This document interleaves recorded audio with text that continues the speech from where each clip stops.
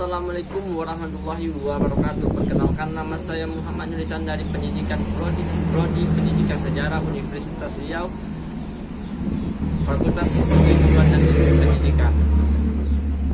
Baik, video ini dibuat untuk memenuhi ujian akhir semester mata kuliah Sejarah Indonesia pada masa Islam yang diampu oleh dosen Pak Nurdiansa MPD. Akan menjawab untuk soal nomor 1, yaitu terangkan secara singkat dan jelas tentang peradaban Islam Nusantara yang juga menampilkan ciri-ciri dan karakter yang khas, relatif berbeda dengan peradaban Islam di berbagai wilayah peradaban Islam lainnya. Nah, di sini dari narasumber yang saya terima yaitu dari petua tempat saya tinggal, yaitu EPNI, yaitu karena saya tidak memiliki jurnal atau yang lainnya, maka saya bertanya kepada orang yang lebih tua dari saya. Nah, saya mendapatkan jawabannya itu Islam di luar Nusantara bersifat radikal, sedangkan di Nusantara bersifat kekeluargaan dan gotong royong.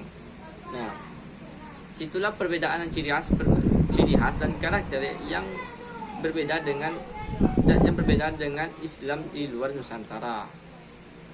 Nah, baik, saya akan menjawab untuk soal nomor 2. Coba saudara sebutkan dan jelaskan bagaimana hasil proses alkulturasi antara kebudayaan pra-Islam dengan ketika Islam masuk di Nusantara dalam bentuk fisik dan non-fisik. Baik, dari soalan yang telah saya bacakan itu bermaksud seperti apa orang-orang Nusantara sebelum masuknya Islam dan sampai Islam masuk. Nah, di sini saya akan menjelaskan.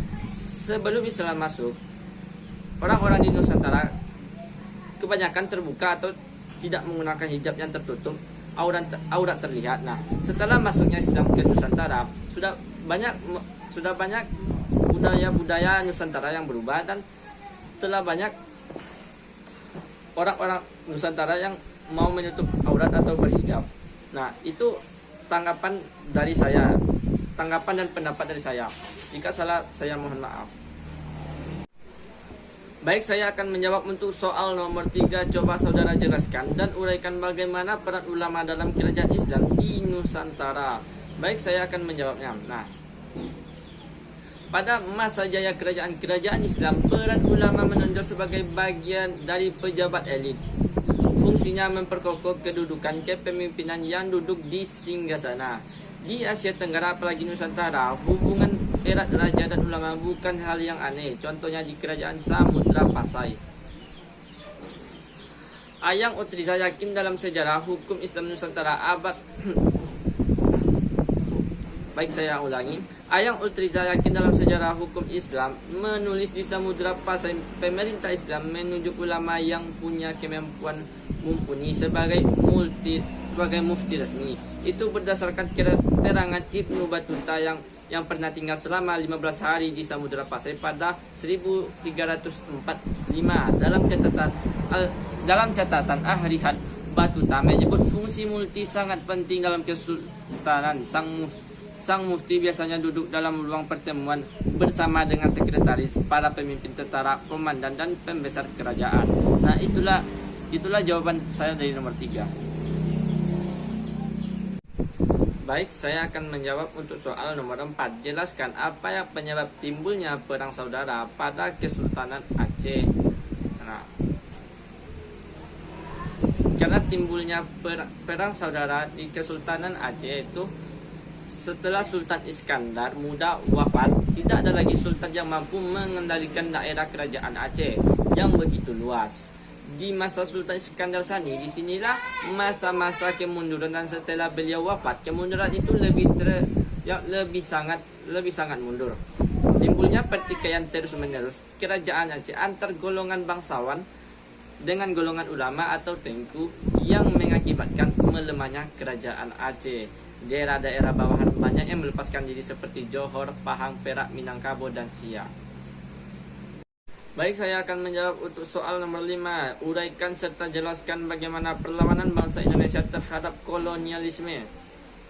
Perlawanan Indonesia terhadap kolonialisme ini terlihat jelas saat seluruh kerajaan Islam Nusantara menentang penjajahan kolonialisme. Karena tidak sesuai dengan falsafah kerajaan Nusantara atau falsafah Islam, maka dari itu seluruh kerajaan Islam Nusantara mengadakan perlawanan menentang kolonialisme. Nah, itulah jawaban singkat dari soal nomor 5. Saya akan menjawab untuk soal nomor 6. Uraikan serta jelaskan dengan baik bagaimana kebijakan masa pemerintah Hindia Belanda dan bidang politik, ekonomi, serta perubahan sosial budaya. Nah, baik, saya akan menjawab. Nah, aduh, kok gini sih?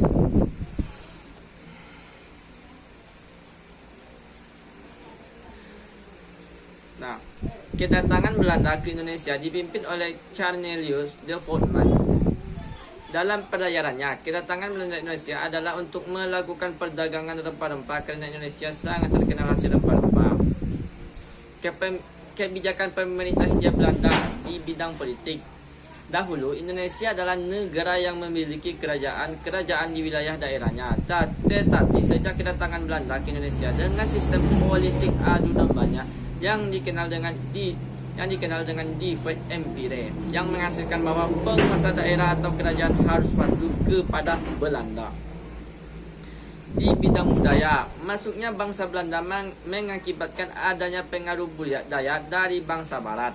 Budaya Barat mulai mempengaruhi budaya lokal Indonesia dengan adanya penyebutan beberapa kata yang merupakan gabungan dari bahasa Belanda dengan bahasa Indonesia, yakni kata serapan.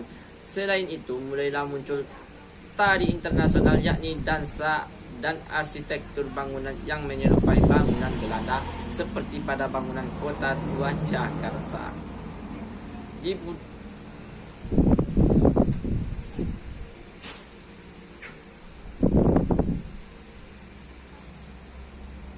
Di budaya sosial, pengaruh kehidupan Belanda yang menganut agama Kristen dan Katolik mempengaruhi budaya Indonesia yang berlatar belakang sebagai agama Hindu dan Buddha sebelum